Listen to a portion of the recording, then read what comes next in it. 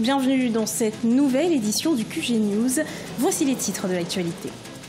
En Centrafrique, d'anciens rebelles ont pu rejoindre les forces armées du pays. Après une période de formation, ils rejoignent officiellement le programme de réinsertion lancé depuis 2017. Au Kenya, le thé a de beaux jours devant lui. La production de thé en 2017 a connu une hausse de 4 à 34 millions de kilos par rapport à la production de 2016. Et puis en Côte d'Ivoire, le rassemblement est de rigueur pour le football ivoirien. Après l'élimination de l'équipe nationale pour le Mondial 2018, le pays organisera la Coupe d'Afrique des Nations 2021. Mais tout d'abord, en Centrafrique, 101 anciens rebelles ont intégré les rangs de l'armée régulière. Ce premier groupe d'anciens rebelles a précédemment bénéficié d'une formation de 4 mois. Ce programme de réinsertion, lancé en septembre 2017 et soutenu par l'ONU, tente de faire reculer la violence dans ce pays plongé dans une longue guerre civile depuis 2013. Les précisions de Patricia Dubois. Après 4 mois de formation, le premier groupe d'anciens rebelles a été intégré ce lundi 5 février dans l'armée nationale centrafricaine. Au total, 101 ex-combattants issus du programme désarmement, démobilisation, réinsertion et rapatriement ont ainsi rejoint le rang militaire lors d'une cérémonie officielle organisée au camp Kassai à Bangui. Vous n'appartenez plus aux groupes armés. Vous n'appartenez plus au groupe politico-militaire. Vous n'êtes plus les bourreaux du peuple. En pleine reconstruction après l'éviction en 2012 du président François Bozizé par la coalition rebelle Séléka, la Centrafrique avait sombré dans une spirale de violence sans précédent. Une situation d'insécurité devenue alors une véritable épée de Damoclès non seulement pour les autorités, mais particulièrement pour les populations qui désormais aspirent à la paix.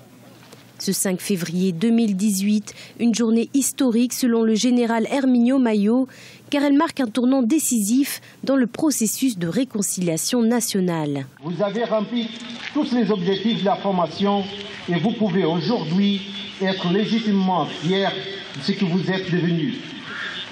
Demain, aux côtés de vos frères d'armes, vous porterez haut les couleurs de la République centrafricaine. Il est temps maintenant de servir la patrie pour que notre pays aille en avant au lieu de rester toujours en arrière. 139 autres ex-combattants doivent à leur tour commencer une formation militaire dans les prochains jours.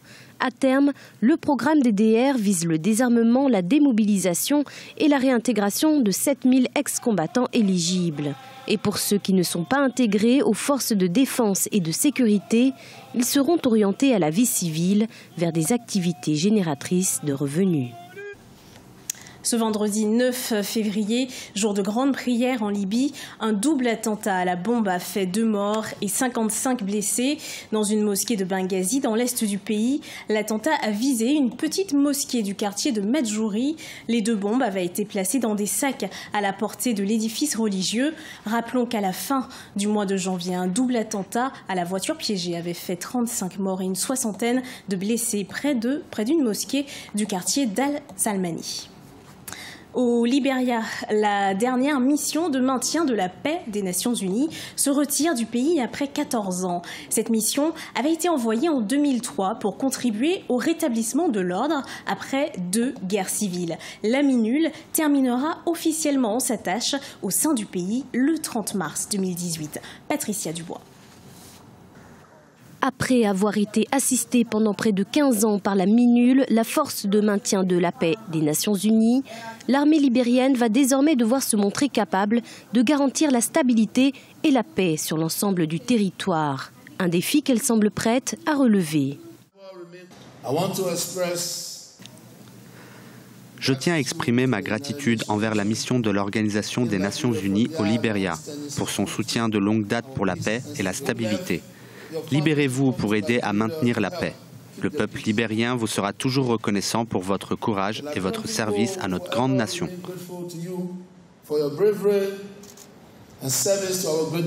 C'est en septembre 2003 que les Nations Unies avaient décidé de la création de la MINUL comme force de stabilisation au terme de la guerre civile qu'a connue le pays durant plus d'une décennie.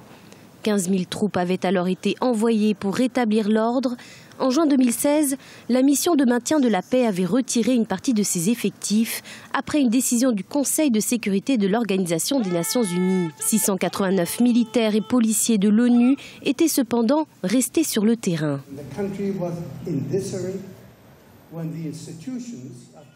Quand le pays était en plein désarroi, quand l'État s'effondrait, quand l'économie était au plus bas, quand la nation était divisée, et c'était le cas par le passé pour beaucoup d'autres nations, la solidarité et le soutien ont été apportés au Libéria. La mission des Nations Unies au Libéria terminera officiellement son mandat le 30 mars 2018. Un retrait marquant une nouvelle phase d'autonomie pour ce pays d'Afrique de l'Ouest qui a récemment réussi une nouvelle transition politique apaisée. Au Kenya, le ciel s'annonce clément pour le thé en 2018. La production de thé en 2017 a connu une hausse de 4 à 34 millions de kilos par rapport à la production de 2016. Cette année, l'exportation de thé kényan pourrait se chiffrer à près de 135 milliards de shillings. Les exportations agro-industrielles présagent ainsi un avenir radieux pour le thé kényan cette année. Les précisions de Neilei Clodébessa. Au Kenya, la valeur prévisionnelle des exportations de thé est de 135 milliards de shillings en 2018, soit 6 milliards de shillings de plus que l'année précédente. Et pour cause, la récolte de thé devrait se chiffrer à 452 000 tonnes contre un volume réduit de 439 850 tonnes enregistré en 2017 en raison du temps chaud et sec ayant régné durant le premier trimestre. Le thé d'abord c'est une culture de rente. Nous pratiquons généralement pour vendre à l'export. Et lorsqu'il y a une augmentation de rendement, ça entraîne forcément une augmentation des recettes et des bénéfices au niveau de l'exportation. Et ce qui est une bonne chose pour l'augmentation aussi des devises et l'amélioration des conditions de vie des paysans. Il faut aussi noter que la hausse des exportations est due au fait que la matière première ou le produit existe en quantité suffisante. D'après le directoire kényan du thé, cette progression annoncée devrait être stimulée par une hausse d'exportation reposant sur le probable rebond de la culture du thé en 2018 du fait de meilleures conditions météorologiques. Nous avons une perturbation des conditions météorologiques, ce qui peut entraîner une perturbation des rendements agricoles. Il faut aussi noter que les rendements aussi dépendent des techniques culturelles qu'on a utilisées. Elles dépendent de l'utilisation des semences saines. Si vous n'avez pas de bonnes semences, des semences saines et améliorées, vous ne pouvez pas avoir de bons rendements. Elles dépendent aussi de l'utilisation des fertilisants chimiques de produits phytosanitaires de façon mesurée et correcte. Et éventuellement de l'irrigation en saison sèche. Parce que vous savez, quand on cultive en saison sèche, on a une baisse drastique des rendements. Le thé est la principale culture d'exportation du Kenya en termes de recettes engendrées. En 2017, les principales destinations du thé kényan ont été le Pakistan, l'Égypte, le Yémen, les Émirats arabes unis, le Royaume-Uni et la Russie. Le football ivoirien traverse une crise depuis l'élimination de l'équipe nationale pour le Mondial Russie 2018. La Côte d'Ivoire organise la Coupe d'Afrique des Nations 2021. Le comité d'organisation de cette compétition a présenté à tous les responsables de clubs sa feuille de route pour rassembler et ramener le calme dans le football. Seulement, une quarantaine de présidents de clubs étaient absents. Reportage de notre correspondant Oliva Djakotan. En Côte d'Ivoire, le comité d'organisation de la Coupe d'Afrique des Nations 2021 a été présenté aux acteurs du football. Ils sont donc 17 spécialistes chargés de mieux organiser cette CAN qu'accueillera le pays dans 3 ans. Mais une quarantaine de présidents de clubs dénonçant la gestion actuelle des responsables du football n'ont pas pris part à ce rendez-vous. Une situation déplorable selon certains acteurs. L'absence de communication fait installer le doute. Mais Dieu merci, il a fait ça aujourd'hui, nous sommes contents. Vous avez remarqué que le G42 n'était même pas présent. Ma seule inquiétude, c'est l'appel que j'ai lancé. Il faut qu'on fasse tout pour qu'avant l'organisation de cette CAN, que la paix règne dans la maison de verre de Treichville. L'édition 33 de la CAN se déroulera dans 6 stades. Il s'agit d'Abidjan, de Yamoussoukro, de Bouaké, de Korogo et de San Pedro. Des infrastructures routières, hôtelières et bien d'autres sont prévues par les autorités. Un challenge que ces dernières comptent relever d'ici 2021. Les nouveaux dirigeants de la CAF ont raison d'être exigeants. Je crois qu'ils mettent l'accent aujourd'hui sur les conditions d'accueil, d'hébergement. Donc la Côte d'Ivoire a commencé, les marchés ont été passés, Tout est presque prêt et les travaux devraient pouvoir commencer dès le début du deuxième semestre 2018. En rappel, la Côte d'Ivoire organise pour la deuxième fois la Coupe d'Afrique des Nations après celle organisée en 1984 où l'équipe nationale a été sortie dès les phases de poule. Le pays a néanmoins remporté les éditions de 1992 et de 2015.